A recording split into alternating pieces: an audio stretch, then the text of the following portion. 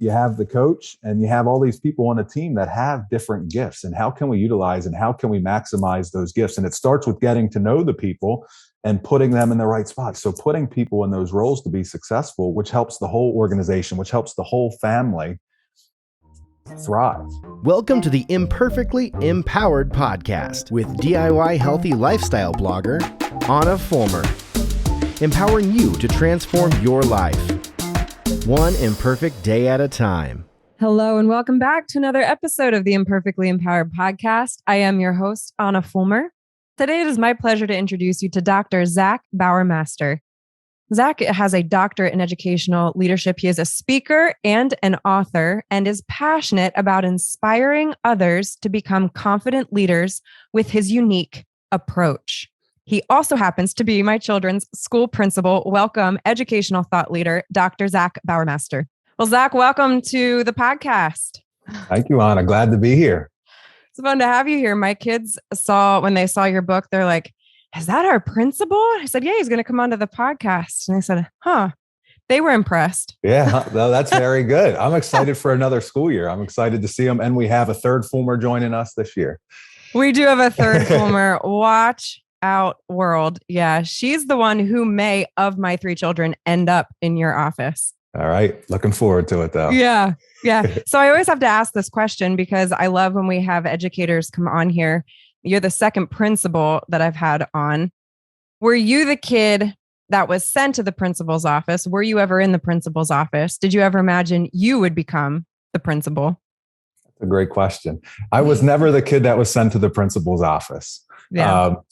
But I always thought I wanted to be a lifelong high school social studies teacher and a high school basketball coach, a long time basketball coach. That's what I initially set out to do. But as you know, things change over time and just led into a different direction. Yeah. So you played, remind me, so we're both local for everyone listening and watching. We both grew up in the same county. We were at different schools, similar. We were close in age though, I think. And you played basketball in high school. Yep, that's correct. So I played at Slanko High School. Yep. And then you went on and played in college. Did you play in college? Am I remembering that right? I did. That's correct. I played at Millersville. Yeah. Yeah. How did that experience help transform your educational path? Did you already feel very confident this is exactly what you wanted to do? Or even then were you like, I'll just teach? Yeah, no, I felt fairly confident that I wanted to coach and I wanted to teach. But I think going to Millersville and playing basketball, it's one of those, I talk often about stretching yourself outside the comfort zone. It stretches you outside the comfort zone. You meet different people. There's really a lot of that self-discipline. So you're managing your classwork, you're playing basketball, you're working to stay in shape, you're thinking ahead. My wife and I, at that time, we were dating and got engaged. So just a lot of different things going on. But I know like Coach Thompson and Coach Damian Pitts were instrumental. And I try to stay in touch with them, especially Coach Pitts. And you really develop those lifelong relationships as well that you connect with. For example, one of the guys that was on my team, he reached out. He lives in Georgia, and he has a home decor shop now. And he reached out to get a bunch of copies of the book to sell at his store there. So that's so cool. Yeah, so you have those lifelong relationships that you build, and it's cool to see what all of them are doing now, all the teammates. Yeah. How would you say that your years in sports? I mean, for people who are not aware, who are listening and watching, my husband is a football coach. So I have been a football wife for, I think this is our 8th year now. It's been many, many years, the majority of our marriage, really. And both of us are passionate. I also love sports, about how sports are so much more than just a game. It's an ability to learn lifelong lessons. And as you said, create discipline, but also leadership is a huge element to athletics. Whether you are the best on the team or you're not the best on the team, everyone plays a role. And ultimately, everyone ends up having to take some sort of role of leadership. Tell me a little bit in your experience, how, looking back, athletics played a role in your understanding and concept of leadership. When I think of athletics, when I think of teams and my experiences, I often think you're getting a group of people working towards a common goal. And everyone has different gifts and abilities, and it's putting people in the right spots to maximize their gifts and abilities for that ultimate purpose. And that's why sports has played such an instrumental role, because let's say you take a basketball team, you have 5 guys on the floor. You don't just put the 5 most talented players out there. You want to have a good ball handler, a good passer. You want to have a good shooter, a good rebounder. And so the coach puts people in the right spots for the team to be the most successful. And that's really getting to know your players. And when you think about leadership, number one of my slogans is it's all about people. And number one is prioritizing people. So you get to know people, you get to know their gifts and abilities, you get to know their strengths, and then you put them in those spots to be successful individually and then collectively as a whole. So sports has just been instrumental in really painting that picture of what leadership is. Yeah. And how do you approach the person who often feels like they don't have, I mean, I'm thinking of the person on the bench. There's so many ways that you could include that when you're talking about a team. Maybe it's somebody who feels like they're not valuable because they're the housekeeper. I'm thinking of medicine and the people who, oh my gosh, we said so many times, without housekeepers, we could not do our jobs. Yeah. You know, it literally took every single person. And that's true in any team, whether it be the person sitting on the bench or the housekeeper, who is absolutely crucial, but they often don't feel it. What do you say as a leader to that person? And how do you help them flip the script in their own mind and actually start thinking more of themselves in their role? Yeah. I think when I think of that, I think of everyone feeling a sense of connectedness and everyone having a sense of belonging. And I'll tie that into the school example. Some of my favorite people to interact with are the school custodians, the cafeteria workers, and just who really, also know everything, by the way. They probably hear every single little They do. And just making sure everyone feels involved and feels valued. I think that's a key piece there. Everyone feeling valued. I'll use an example. The previous school district I was in, there was the attendance secretary, Linda, and our offices were near each other. And so she was in the back of the office and I was there. But every morning at 6:50, I would walk by and say, "Good morning, Linda." Unfortunately, during that year, Linda got sick with cancer, lost her hair, and then had to step away from the job. But we had built a relationship. We were connected. So every morning at 6:50, I would still text her and I'd say, "Good morning, Linda," even was it when she wasn't there. But she's doing much better now. But I think it's making everyone feel valued, feel heard, checking in, and helping them see that they're all a part of the bigger picture as well. One of my favorite quotes about leadership is from John Maxwell. Leadership is influence, nothing more, nothing less. So no matter our roles, and when we're talking mom and dad, husband and wife, no matter what we're doing, we have influence and we can impact the lives of other people. You said an interesting thing that, I mean, I heard a couple things out of that. One, it's helping people feel connected.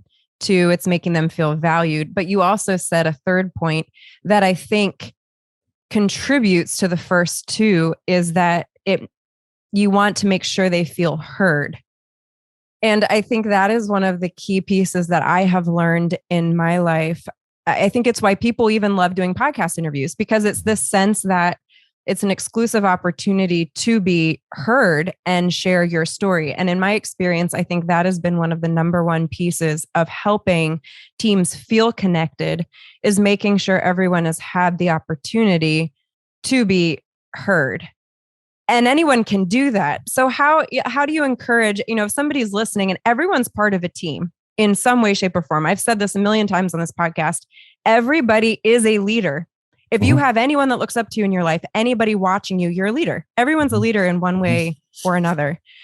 So how do you encourage people to foster that environment of making someone feel connected, valued, and ultimately heard? What can we be doing, whether it be in our homes, in our professional lives, practically to help inspire that?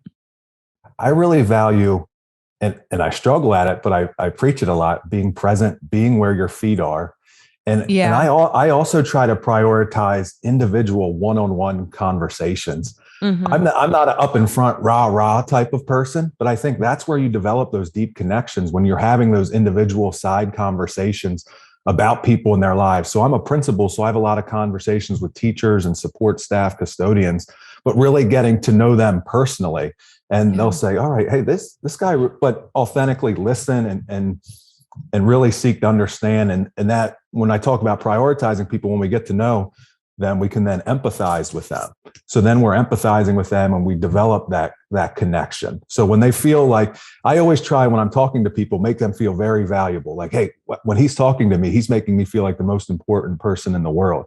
Yeah. And then I think that spreads to a whole, because as a leader, it's the balcony and the dance floor. So you're down on the dance floor, you're having those conversations, side conversations, individual one-on-one conversations, but you're also stepping back from the balcony and taking a look at the big picture and how is everyone doing? And I'll use the school example, or I'll use my family example, and just continue to observe the different needs of people. Yeah. And you are really good at this. I will give you a shout out. So we have to pick up our kids because I cannot wait till we live where my children can get the bus, but that's okay. For right now, I still have to go pick them up. But you do a good job of this. I see you. You go and you talk to individual people, dads who are waiting to pick up their kids, moms, maybe a grandmother, and you do a really good job of that, connecting with people personally. And so kudos to you. I've seen you do that. You're intentional about that. And I think people really appreciate seeing a leader out front. I think it makes a big difference. Yeah. Well, no, thank you. And I think it paves the way too, when you have those relationships and you're connected, when you have to work through things, then it's been a challenging year in education, but you build those relationships and then you're able to work through those together, even though you might not always agree. I love the term Michael Fulmer has, impressive empathy. And it's the ability to see the perspective of those that disagree with you. And so much of us are struggling with that right now. But when we have those connections and we know people, it helps us work through some of those more difficult situations. Yeah, we're going to touch on that a little bit later. We're going to talk more about impressive empathy. It is mentioned here in his book, which I didn't give when I did the introduction, I talked about this, but let's just give this a shout out right now. This is Zac's book that he just put out.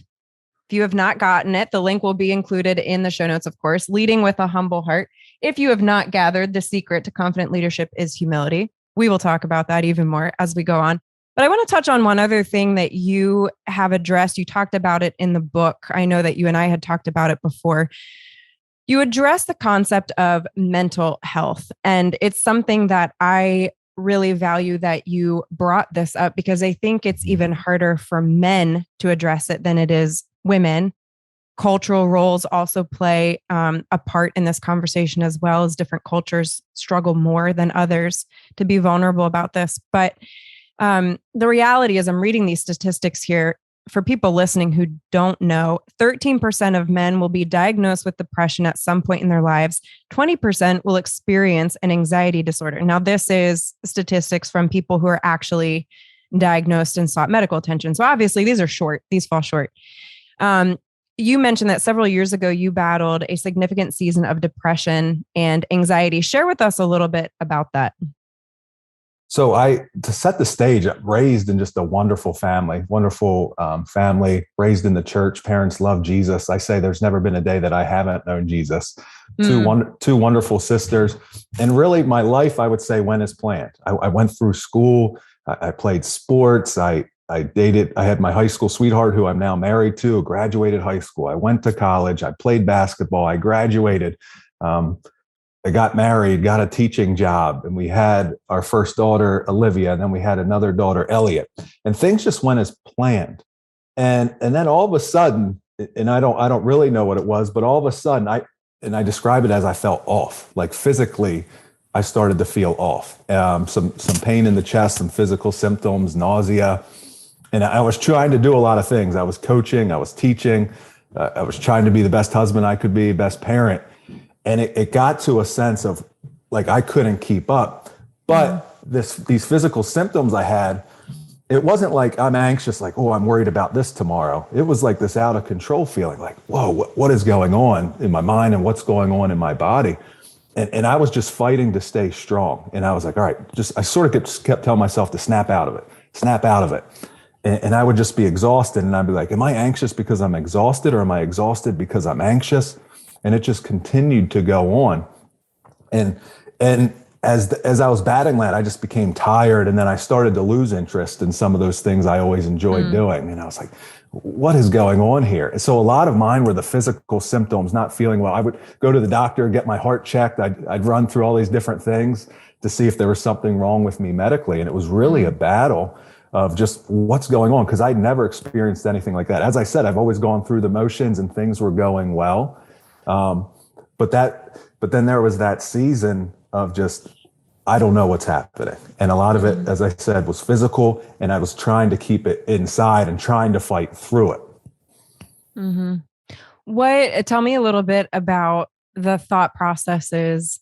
Could you recognize at that time that it may have something to do with a sense of overwhelm or pressure? Looking back, do you feel like there was an element of that? Yeah, I think contributing? Yeah, I think it could be. I think I didn't, through my life, I hadn't handled much difficulties or challenges. And here I am now as a husband, a father, I have a job. And I think it all came in at one time. Yeah. And as maybe as we continue to talk through it, I see it as one of the best seasons then of my life to really transform my life moving forward. And as we get into the book then about that humble confidence, like just that humility, like I started to open up to people. I started with my wife. I'm like, hey, I'm feeling off. I'm really struggling right now, because I started to almost, she'd want to go do something. I was like, I'm not feeling well. Like I didn't think I was feeling well. So then it started to limit what we were going out and doing. And when you say not feeling well, for other people who may be experiencing this as well, the nurse practitioner here, obviously, but tell us a little bit, what did that involve for you?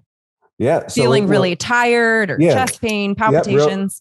Really tired, nauseous, nervous. Like if I would be out in public, that some of that would really, like the heart rate would really go up, and I'd be in a public setting, and just really anxious in that sense, and not which knowing was new for you. That's correct. And not knowing how to handle it. But as we continue to talk through it, you just realize how many more people go through some of those experiences and challenges. And I know one time at church, we had a guy I've known for years. He stand up and we have like a testimony session, and he shared something he had gone through right about the age of 30. And it was exactly what I was going through. And that was one of the first conversations. I texted him then Monday morning. I said, hey, I'm going through that right now. And he was over there that evening, and we just really talked through, how I was feeling and some of his past experiences. So talking was a tremendous help during that time. How did you even start that conversation? I think this is something that a lot of people struggle with is, one, we just generally speaking, people have heard me say this before, but we need to learn to get comfortable with uncomfortable emotions. We're terrible about that in our society. We hate being uncomfortable. So tell me, for somebody who's struggling with this, how did you even start verbalizing what you were feeling? Because this is this is real life. You struggled to even communicate these things to your wife. Yeah. And if you can't communicate it to somebody who knows you in theory better than anybody, how can you communicate it to somebody that you hardly know? I mean, this is the reality for many, many people. So how did you even get to the place? What came out of your mouth that helped you even start the conversation? I don't feel right, is what I heard you say.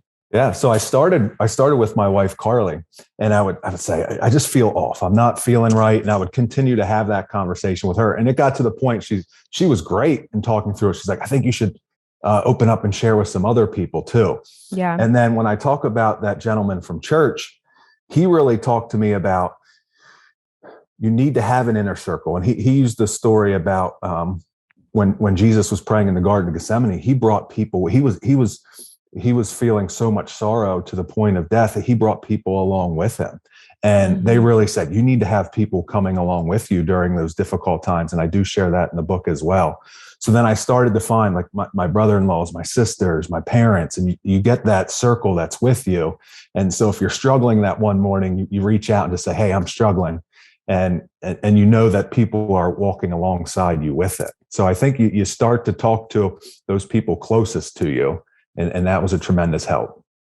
Yeah. And I think an important piece to note here, and for people listening and watching who are in this position, or somebody is coming to you with something like this, especially when it's a spouse or even a child, too often we still try to deal with it on our own. So to Carly's credit, to your wife's credit, giving her this shout out because so oftentimes it's like even a spouse wants to just, you keep it to yourself and you try to figure it out because we're so afraid of appearing inadequate to other people. We're so afraid of our mess being exposed when in reality, the more we can get comfortable with that mess, the more we can actually move on and empower transformation, which is exactly what happened in your life. And this is the story I hear over and over and over again. So again, I want to encourage people, if you're in this position or if you know somebody in this position, I think you need to take Carly's advice. You need to talk to other people. And, then to Zac's point, be finding it does not have to be 20 people. It needs to be a couple people that you respect and who you trust are going to give you sound judgment, not what you want to hear, somebody who will tell you what you need to hear. So anyway, I appreciate that insight. And then tell me a little bit, how long did it take you to start to see a physical change as well as a mental change? Yeah, it was a process. And sometimes it just goes back to the basis where I need to find a healthy rhythm in my life. I need to be intentional with my sleep. I've always prided myself on working out and eating right. But when you go through those seasons, sometimes they go to the wayside. So I know it sounds basic. It becomes like a chicken before the egg conversation. It's like, now I don't even know what my problem really is. Sleeping, eating right, exercise, talking to people, like those were all huge. And the number one was during this time, I could have gone a lot of different ways, but during this time, I really did turn to the Bible, the bare word of God, prayer and journaling. And I was just hungry for the scriptures to learn more because I realized, honestly, for the first time, I came to the end of me realizing, wow, with those feelings, like I have no strength. And I think just going to those, and some of those really help me now. For example, with the book coming out and school starting up, I've sensed myself getting in a little bit of an unhealthy rhythm. So the other day, I just started with the journal. I was like, here's the things I need to do to get myself back on track. And some of it are just the very basic things of exercising, the quiet time with the Lord in the morning, being intentional when my phone is away, just all of those things that can add up and add that stress and anxiety into our lives on a daily basis. Yeah. And I mean, this backstory, I just think leads beautifully into your book and this concept of really embracing an attitude of humility in order to truly lead confidently. And I would argue live confidently. I absolutely think it is that attitude of humility. We're going to get into that in the second half. We're going to take a quick break, but when we come back, stay tuned for a speed round of This or That with Zac and his expert advice on the key to becoming a confident leader right when we come back. You have tried it all. Worried you will never lose the extra weight or reclaim the energy you once enjoyed? Want to achieve fat loss without spending hours in a gym or eliminating entire food groups from your diet? Well, now you can. In the virtual Faster Way to Fat Loss with Ahna, my 6-week fitness and nutrition program, you will learn how to pair effective 30-minute workouts with all-natural, evidence-based nutritional strategies to leverage what you eat and when you eat to reset your metabolism and burn fat fast, even that stubborn belly fat. I am a dual certified nurse practitioner passionate about teaching sustainable strategies to promote fat loss and prevent disease. I have cheered on thousands of clients who have done just that with the Faster Way program. In my 6-week program, the average client currently sheds 7 inches of body fat. 93% report more energy and 89% state that their mental health has improved. 100% of clients report they feel this program is sustainable. Curious to try the program but not sure if the strategies will work for you? Try the Faster Way strategies for free.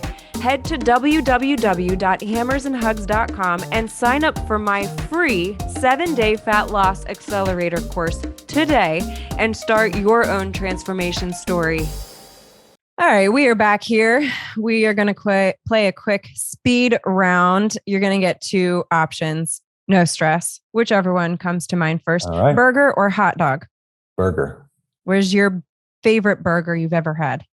So it's called The Kitchen in Nottingham, Pennsylvania. It's right across from Hers Chip Factory. Very good burger place. Say it again. It's called The Kitchen, Nottingham. The Kitchen. Yep. And it's across from Hers Chip Factory down in Nottingham. Okay, we will Nottingham, include that in PA. the show notes. I'm always including good restaurant recommendations Yeah, in the show notes until I love food. Yeah. Okay, burger at the kitchen. Coffee or tea? Coffee. Coffee with creamer or black? 1 cup of black coffee every morning. Well, I'm 3 cups of black coffee every morning. I don't know how you can be a principal on only 1 cup. Holy cow, that sounds like torture. Country or pop music? Or both. That depends on mood. Or neither. I would. Okay, I who's went your through favorite artist then? Country and pop. I went through a big country phase with Kenny Chesney, and we went to a bunch of Kenny Chesney concerts growing up in college. Mm-hmm. So I have some good memories with Kenny Chesney concerts and country. A lot of fun. I like some Darius Rucker songs here. Yeah. Wagon Wheel. All right. Those are some good songs. Mm-hmm. So country. All right. Yeah, I'll go country. Ice cream cone or milkshake? Ice cream cone. Personal yacht or private jet? I'm going to go private jet. So you're on your private jet. Where are you going to? Where's the first place you're going? First place, I'm going to go to Hawaii. We're going to go to Hawaii. It's a great. Have you been? So my wife and I went on our honeymoon, but would love to go back. We were there on the island of Kauai, the Garden Island. Yeah. Hawaii is another one I get real excited about. I love Hawaii. Yeah. We've been to Kauai, Molokai, and Oahu, and Maui is. I really want to get back and go to Maui. Yeah, Zach would move there in a heartbeat. He dreams of it. Okay, so you're not on a private jet. You're on a large public airplane. Would you rather sit beside a crying baby or an adult who doesn't stop talking? Adult who doesn't stop talking. Because you already have 3 crying babies. Yeah, we'll stay away from the crying babies. But a lot of look, I don't frown upon anyone who has a crying baby on there. I've been there before, so yeah, same. I'll support them any way I can. Yeah, or I've been the adult crying. Should throw that one out there too. My child won't stop crying. Okay, last question. Would you rather go water skiing or scuba diving? Water skiing. Actually, just went water skiing 2 weeks ago. Water skiing 2 weeks ago. Where did you go? Blue Marsh up in Reading. Yeah. So we had a good time there. The kids got up on skis as well. That's so fun. Yeah. Well, we've been talking a lot about your backstory, your experience, what's brought you to where you are today as a elementary school principal, and just written this book. Again, Leading with a Humble Heart, for those of you who are listening and can't see the book. When we talk about developing confidence, leadership skills, there are a lot of qualities focused on to develop. We see tons of educational trainings and there's a million books out there. And your approach to confidence, especially as a leader, is unique. I wholeheartedly agree with it, but it's a relatively countercultural approach to not only confidence, but leadership. So share with us a little bit about what that key is and why it is so essential to truly living and leading confident lives. And I'll go back to that season where I was struggling with anxiety and I was struggling with depression, and that time where I was really turning to the scriptures and the bare word of God, because I just had how I felt this humbleness. I cannot do anything apart from you, God. And then as I'm diving into the scriptures, really seeing verses that stand out to me, like John 15:5. I'm the vine, you are the branches. Apart from me, you can do nothing, but in me, you can bear much fruit. And so really having leaders, connected to that vine, so we're bearing fruit. Another verse that's really instrumental to me is Jeremiah 17:7-8. And it really talks about blessed is the one who trusts in the Lord, whose confidence is in him. And then it talks about, I love the pictures in the Bible, who sends out its roots by the stream. So we're by the stream, like that living water, God. And whether we're a parent, whether we're a spouse, a principal, no matter what we're doing, being rooted in God, because leadership is going to be difficult. But when we're rooted there, we can recognize humble enough to do nothing apart from him, but confident enough to do, and in him we can do all things. And here's the piece that is the hardest, I think, because that sounds really good, right? Everyone listening is like, oh, yeah, right. Mm-hmm. But the reality is, And I've seen this in my own life. I mean, I think you and I are similar in certain ways by nature. And when you are inherently operating out of a place, and I shouldn't speak for you, but by nature tend to be more confident, not one that would tend to operate out of boldness. It's easy to rely on ourselves because we have it together and people tend to look to us for sort of guidance and leadership and having it together. But then in reality, you don't learn that sense of humility because there's not the brokenness that is required to reach that place. And I have seen this in my own life as well. I could give many examples, but I think when my best friend was dying of cancer was one of the most poignant that I can think of in my life, where I truly, for so many reasons, was beyond my own strength.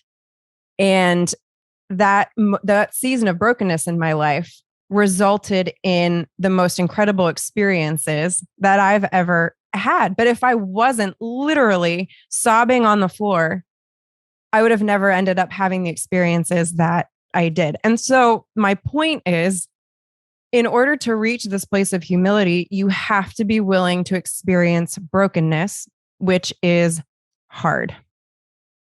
How do you get to the place? How do you encourage somebody to be willing to allow themselves to feel the hard things? How do we even get to that point? Because we know brokenness is the key to experiencing humility. How do we allow ourselves to even experience brokenness?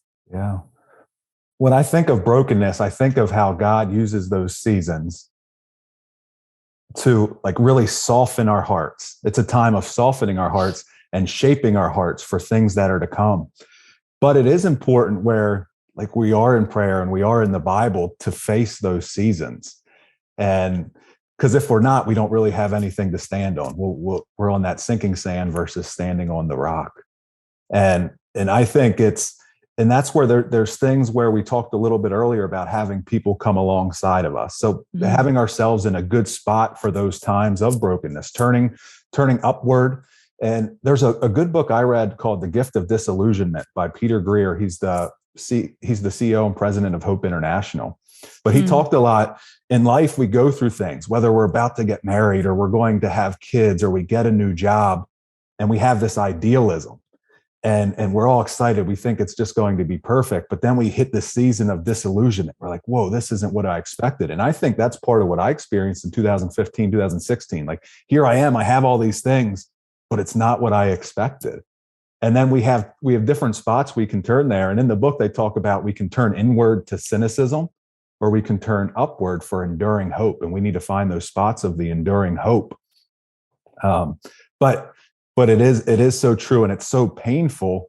But often when we come out, you talked earlier about getting comfortable with being uncomfortable, but how much we grow in those seasons. Because what I'm doing now, I started writing articles. I applied to speak, and I just spoke at the PA Educational Leadership Summit, writing a book, different podcasts. It's not all really comfortable to me, but it's part of stretching myself out and through that season and sharing some of my knowledge. Trying to share some of my gifts with other people. And I think once you get a little bit more rooted in your why and your purpose, you feel more confident just going out and doing those things. But a lot of mine, as it goes back to that season of brokenness and struggle and realizing apart from God, I can do nothing, but in him, I'm to go out and use my gifts and use my strengths. I also am going to rewind it a little bit too. I would suggest that one of the ways to allowing yourself to experience hard things would come back to that idea of impressive empathy.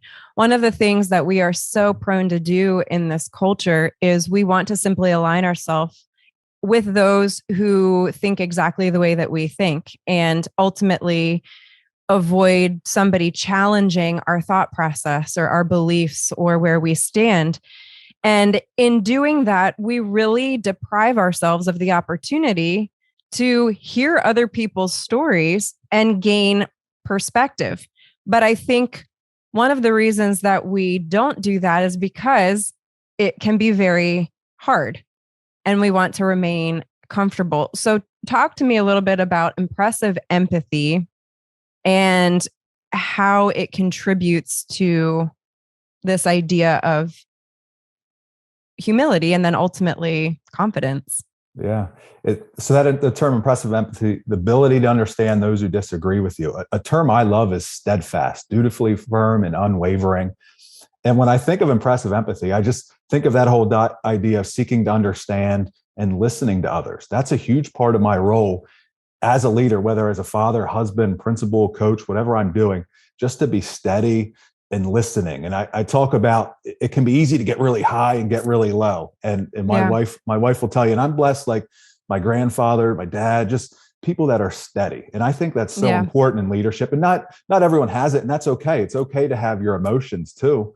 But I think that's important with impressive empathy. When you're listening to people, I had so many phone conversations this year regarding COVID, regarding what the school was doing. School board meetings. School board. And obviously not everyone agrees, but I think it's all how it is shared. It's all how it's received. And we just really need to be listening to each other, because like when you use this example with the school, everyone does have a common goal. They want what's best for their kids, but there's different approaches to get there. So I think in a leadership role, a lot of it comes down to listening and people wanting to, we go back to what we talked about earlier, feeling heard and valued. People want to be heard.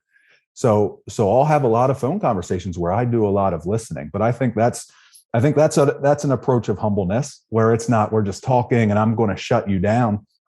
I know in relationships, people don't like to get shut down.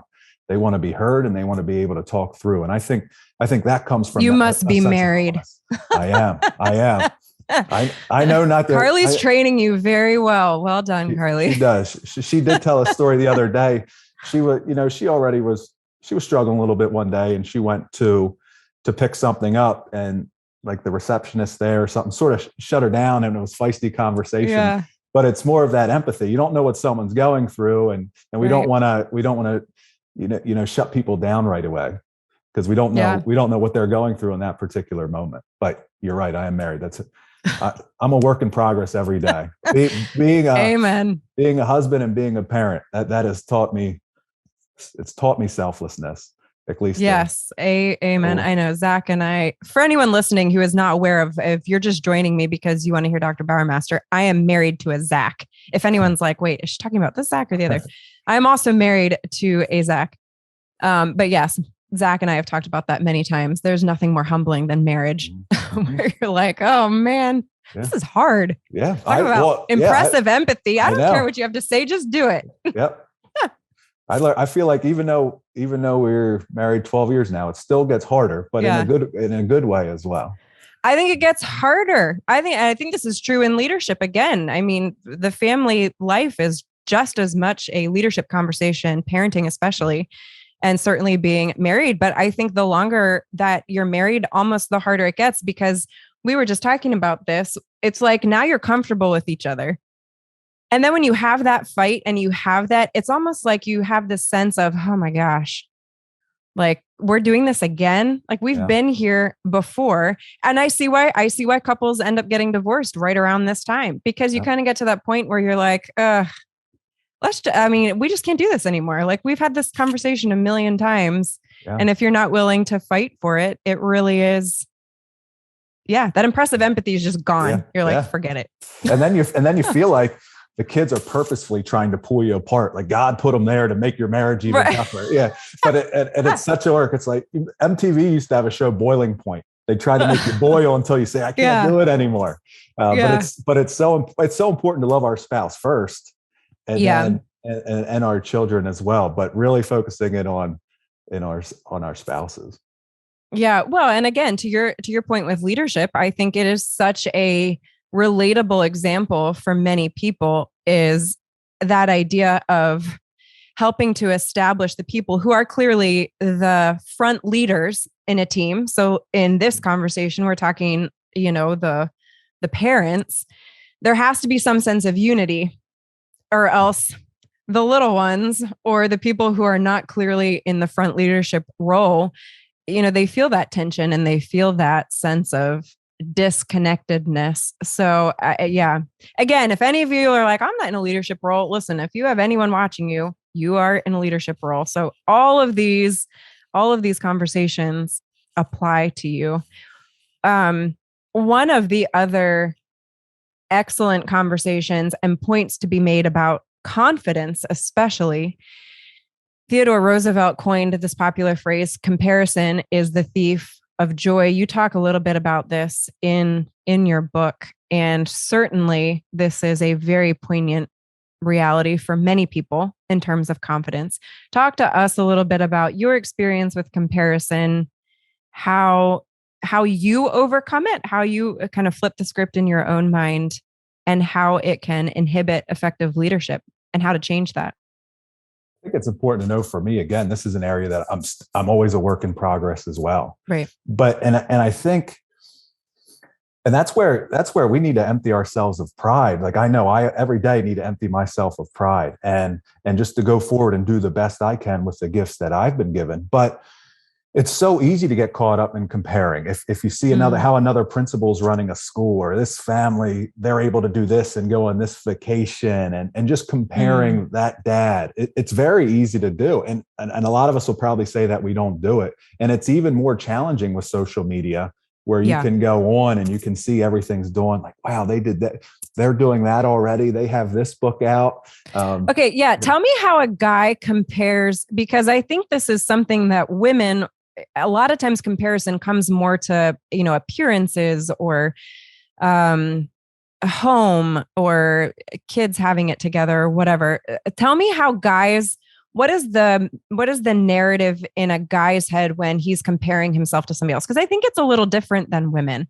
You mentioned some of it a little bit, but elaborate on that for me. How do men compare? Yeah, as I think about that more depth, I think you almost compare where somebody is, maybe in their career, where they are with their family, how old are they, and what are they doing by this age. It's like achievement based. It's more achievement based. I think it can certainly be more achievement based. But I know you mentioned like vacations, like you're thinking the idea that so they're making X amount of money where they can afford this. Yeah, but so I work as a principal, so I'm pretty much locked into a school schedule, and sometimes I'll get envious of those people in the business world who I can see they can take their kids to school, a little more flexible schedule during the day. And you're like, man, I wish I could have that for my wife and my kids, where we could operate with that schedule. So sometimes I'll get caught up into that comparison, where I wish I wasn't in this schedule that's locked in from 6:30 a.m. to 4:30 p.m. and sometimes evening, and just flexibility during the day. So sometimes I can get caught up in just watching how another family operates, wishing I could have that. So I think that's just, and it's so real. We all do this. And I've had this conversation with fitness nutrition clients, actually, in a sort of different vein, if you will. But it's this idea of sometimes it's not a bad thing to see what somebody else is doing and then create a goal for yourself. It's like there is an element where, you can flip that around, where you can appreciate and even want what somebody else has without, one, feeling badly about yourself, or two, putting that person down because they've achieved it, right? Like it's not this woman's fault that she's got a great body fat percentage and she is fit. Like she's earned that. So I'm not going to think badly of her. And I'm also not going to think badly of myself because I haven't yet, but an opportunity to learn, okay, what did she do? What are the tools that she used? Because it's very possible I could do it too. So it's like this fine line at times, because comparison doesn't have to be the thief of joy. It can actually be an opportunity to grow and create a goal for yourself without putting yourself down, which takes very intentional approaches. How, in your experience, have you been able to take those moments, because we all have them, and turn them into a positive experience for you, or something that does not inhibit effective leadership? Simon Sinek talks about having worthy opponents. And what you said there just made me think of worthy opponents. It's not like you're against them, but how are you making each other better? And I'll go to as iron sharpens iron, one man sharpens another. So I would even do things this year where, hey, why don't I take a half day vacation day in the morning, and I get the kids to school. I spend some time with Carly in the morning, and then I go in at lunchtime. And I think you see, as you said, hey, how can I make this fit for my family? Exactly. And oftentimes we don't know the rhythm of other families, but we need to find that rhythm for ourselves. So I think I've been able to step back, reassess. And like I said, one example is, hey, where can I strategically take days off? Where can I strategically take a morning off or an afternoon off to spend some of that time with my family in a rhythm that works for us? And I just want to point out here, because again, people have heard me say this so many times, but let's highlight this example in real life. What he has just said is it's not all or nothing. This is the mentality that we constantly have to fight, that it's not all or nothing. You're basically finding ways, like you just said, to modify the place where you are at in order to achieve something. But it's not, you're not going to go out and quit your job. And, it doesn't have to be all or nothing. It's not this constant elusive fight for something that is unattainable and ultimately enter that all or nothing mentality. So, if you're listening and you're struggling with that right now, and there's something that you're wanting, what are small steps that you can do today to incorporate that into your life? Does not have to be the all or nothing type of approach. It's not sustainable, and you'll just be miserable all of the time. So that's a great example. That's a great example. And I think I know for me, I don't want to speak for all men, we can get caught up in that all or nothing type approach. Yes. It sounds like you've talked about that before. And my wife will say that, I can become obsessive and pretty drastic with things. And it doesn't have to be that way. And I think, I think that's part of that. I think that desire God placed in our hearts, that eternity, we want things that we just can't fully grasp right now here on earth. So we want all or nothing, and we can't always get there. And it's always a little bit more incremental. It's one of my favorite quotes is, small disciplines done consistently lead to big results over time. Craig Rochelle said that. A great so quote. just like you're saying. Say that one more time. Wait, say it one more time. I realize it's someone else's quote, but say it again. Yeah. Small disciplines done consistently lead to big results over time. So it's doing those little daily habits day by day. For example, writing a book. Like, you just sit down and you don't write a book. It takes time, and you do get in the habit of writing, and then the kids come in and you look down and you're like, what did I just write? Where was I? Yeah. So what's my name? Like you figure it out as you go. Yeah. It's really, really interesting, because in my experience, I have found, in this virtual role, I definitely work primarily with women, but I've also worked, in medicine, especially in the ER, I worked with many, many men. I am certainly married to a man.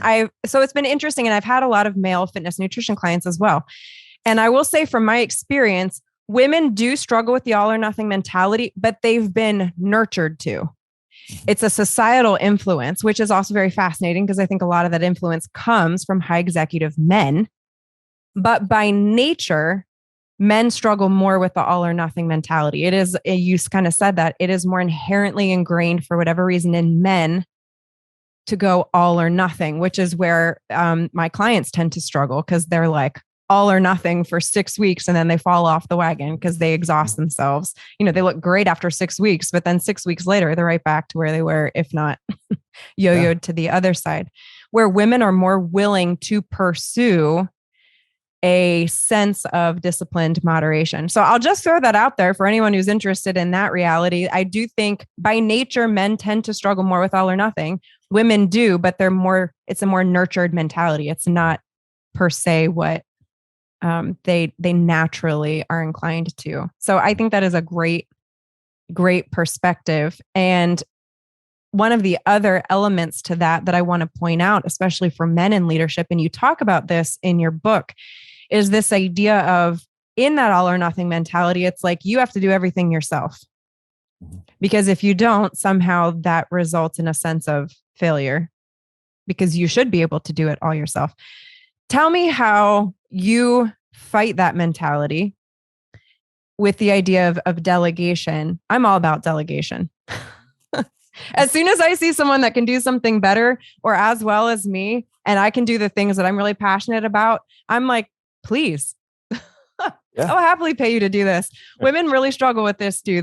I say this is fairly equal among men and women, but I'm all about it. Yeah. Delegate to accelerate. You can quote me on that. Yeah. I like it. Okay. So tell me, I'm real passionate about delegation, people. The quote I use in there, and I love quotes. I love listening to podcasts. I love quotes. And It's honestly one I bet people would have different views on, but Andy Stanley says delegation is getting things done through other people. And that's not the prettiest quote, but it is where we have so many leaders that are just burning themselves out, trying to do everything, feeling like, hey, I need to be the first one in. I need to be the last one to leave. Moms. Yeah. Moms. Hello. I see you in the back trying to scooch out of your seat. Yeah. Like I need to be able to do everything. But so many, we go back to that example of a basketball team, and you have the coach and you have all these people on a team that have different gifts, and how can we utilize and how can we maximize those gifts? And it starts with getting to know the people and putting them in the right spots. Hey, you're really good at this administrative task, or you're really good at you're really good at leading committees. So putting people in those roles to be successful, which helps the whole organization, which helps the whole family thrive. And you talk about that example, and I always think about my wife. She needs to delegate a little more to me and to the kids. But, and it's hard, and I get that. And Zac would walk in here himself and be like, "Amen." And it's really hard because it's like grocery shopping. Key point. He always wants to help me buy grocery shopping. And I'm like, it's just easier. I know where everything is. But then I'm exhausted because I'm doing everything. Although now I order everything online anyway. So that's it's little things where, for example, if I start washing the dishes after dinner, I think sometimes she'll stop me and think it's her role. Like, hey, I'll do that. Like you just work like. So I think we battle these. Carly, you're a wonderful, wonderful wife. I don't think I've ever one time in my life stopped Zac from washing dishes. I'm like, Zac, can you wash these dishes, please? That's actually how it goes in our house. So she doesn't like when I wash dishes because she says, make sure you add more soap. And if there's a little water on them, don't put them away in the cupboard. You put them away with a little water still in them. Yeah, I'm the abnormal one here. She is entirely normal. Like I said, I'm all about delegation. But you want to do it? Absolutely. This is why I had children, to do chores. You got it. Spot on. And but that's part of delegation, because sometimes it's a work in progress where, yes, the first time you could easily finish that task easier than trying to lead someone else. But then it takes time, and before you know it, they're doing it a lot better than you would. And you have times. I was thinking about this yesterday. I was driving home and I was thinking, how much in our work are we in our strength zones versus how much are we doing things outside of our strength zones? So those can be those ideas where we take a step back and say, why am I devoting so much time to this? And it's not just getting out of work. It's, hey, how can we make someone who's very talented in that area, and then I can use some of my gifts, more purposefully on a daily basis. So I was just wondering that even as parents, as coaches, teachers, principals, whatever we're doing, how much time are we actually in our strength zones? Because I love presenting, I love creating those presentations and speaking to groups, but unfortunately, I don't think I put enough time into planning for those things as I wish I could, because I'll be diving into some other areas that I'm not as strong at. And sometimes we have to do those things. Sure. But how can we even take our strengths and maximize them even more? Absolutely. And this is something that I remember. So I was fortunate enough to be able to pre-read Zac's manuscript before it came out. And I remember jotting this note down in the delegation section, as it is something that I'm all for. And, I kind of made the note that in my own experience, in professional roles and personal roles, whatever, to not delegate is actually diminishing somebody else's value. Because in my experience, it is empowering to other people to recognize their gifts, to recognize the things that they can do very well, and then give them the tools and resources they need to be able to thrive. So it's not this idea that you can't do it all. If anything, you are actually empowering somebody else with the tools and the confidence to get the things done that they could maybe even do better than you. And then it's, to your point, allowing them to be empowered themselves, but then also giving you the space to tap into your strengths. And then it's better for everybody, because now everybody's leading out of their strengths, as opposed to doing ridiculous tasks that somebody else could do so much better than me. I love what you said too there about you don't just give them the tasks, but the tools and resources, Absolutely. time. This is why we don't do it. This is a big reason because people don't want to take the time. Yeah. I've heard this a million times in the blogging world. People are like, how do you get all this done? I said, I've hired help and I make less money initially, but I guarantee you I will be making more in the long run than the people who aren't delegating, because I take the time to teach somebody, here's how I want it done. I empower them with the tools to be able to do it the way that I foresee will be the most successful. And then it allows me to focus in on what. So that's a key piece of it. Yeah. And I think about it when I think about delegation, a few of the days I have in there talk about from generation to generation. And I love that video that you posted recently, just thinking about our role, as parents and then grandparents, but delegation and leading our kids for generations to come. And I think that's so important, and that's easy to miss, especially as a male, as a principal, always striving to do what I can. I need to always remember myself, my wife and my kids, those are the first ones I need to leave as we continue to build and leave a family legacy from generation to generation. And I'm thankful and I'm blessed to have grandparents and parents in front of me that have done that. So I think that's so important when we think about delegating and generations and leaders to come. Yeah, I love that. This book is really, it's a beautiful. So for anybody that missed it and didn't catch this piece, it is a 40-day devotional for leaders. And again, I will reiterate that everyone is a leader in their own right. This is truly for anybody, for moms, whether you are a stay-at-home mom or you're a CEO of a company. There's so much encouragement in these chapters, and there's 40 days worth of not just inspiration, but I think really it's kind of like we said, iron sharpens iron. It's the ability to hear from somebody else, your perspective. And what I really enjoyed about this is how you pulled so many leaders from scripture and elements of them that I would have not necessarily thought of this unique element to them as a leader in scripture. So even if you don't read the Bible, this is still well worth your time, because you will realize you're not alone in your struggles, if for no other reason. You are not alone. Zac, where can other people find you? If they want to get your book or they want to learn more about what you do or have you come speak, where can they find you? Yeah. So my main platform right now is Twitter, but I'm also on Instagram and Facebook. And just last week, I have a website. So zacbauermaster.com. And the book is available on Amazon.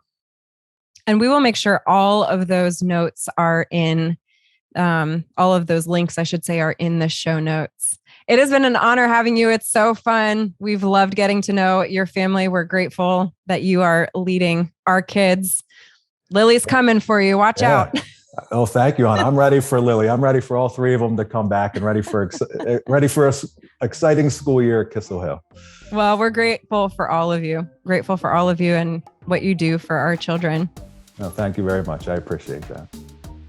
Hey guys, Ahna here. If you found this video helpful, then you do not want to miss this video right here beside me on the screen. Click on it. I know you're going to enjoy it. You guys remember, you cannot be redefined, only redeveloped, one imperfect day at a time. Your story matters, and you are loved.